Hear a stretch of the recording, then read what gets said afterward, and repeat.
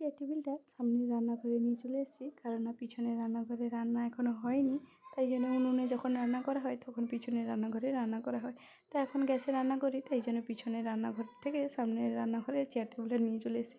তো আমাদের শ্বশুরবাড়ি একটা, কিন্তু আমাদের ঘর এক জায়গায়, রান্নাঘর আর এক জায়গায়, তারপর পুকুর ঘাট আরও এক জায়গায়, মানে 1 মাইল দূরে দূরে সব কিছু। তো দেখো আজকের ওয়েদারটা কিন্তু একদম ভালো নয়, মানে মেঘলা মেঘলা ওয়েদার।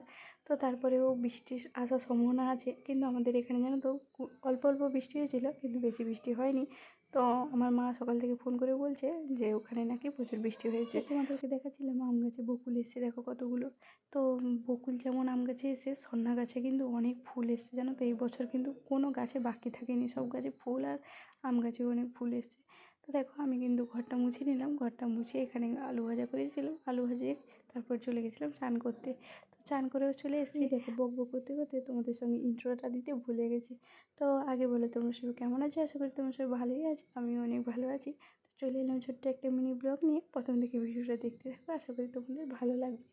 তো দেখো আমি কিন্তু কাজ বাজ শেষ করে দিয়ে তো এখানে চলে এলাম। আলু ভেজেছিলাম, আর আমি কালকে রুটি ছিল, সেই রুটিটা আর আলু ভাজা আর দুটো কলা নিয়ে চলে এসেছি।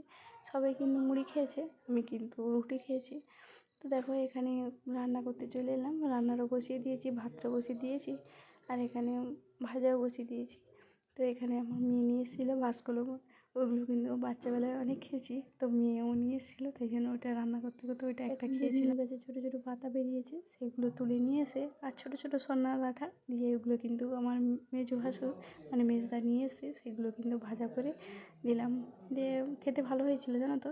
তো তারপরে বেগুন ভাজবো, বেগুন ভাজাটাও করে নেবো। আমি জানো তো বেগুনে আগে হলুদ, লঙ্কা, চিনি, লবণ সব কিছু মাখিয়ে দিয়ে তারপর তেলে ভাজি, ওই বেগুন ভাজাটা খেতে আরও বেশি ভালো লাগে। তো এখানে কিন্তু আমি চিংড়ি মাছের একটু আজকে কষা কষা করবো, তো তাই জন্য একটু পাউডার দুধ দিয়ে দিলাম, দিদি কিন্তু ভালো লাগবে। কিন্তু এখানে নারকেল দুধ দিতে হয়, তো আমি একটু পাউডার দুধ দিই। তারপরে যেন তো একটু বেশি হয়ে গেছিলো, ওটা নষ্ট হবে কেন, তাই জন্য আমি ভাবলাম খেয়ে নিই, বেকার থাকলে নষ্ট হয়ে যাবে। তো তাই জন্য খেয়ে দিয়ে আমার ভাতটাও কিন্তু এখানে হয়ে গেছে, তো ভাতটাও গড়িয়ে দেবো। তো আজকে অনেকগুলো রান্না করেছি, তো কী কী রান্না করেছি তোমাদেরকে অবশ্যই দেখাবো।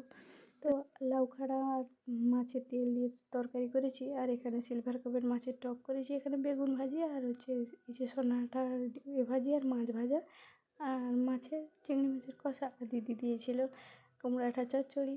তো আমরা খাওয়া দাওয়া করে নিয়েছি, মেয়ে এসে 3টার সময় এসে দেখো খেতে বসেছে। এখন বাজে প্রায় 3:30, এখন দেখে যে খেতে বসবে, ওই যে ক্যামেরা অন করেছি ওইটার জন্য ও কিন্তু ক্যামেরা আসতে চায় না। আমি দেখাচ্ছি, দেখো প্রায় 4টা বাজতে যায়, এখন বসে আছে, মিনিমাম 4:30টার দিকে উঠবে।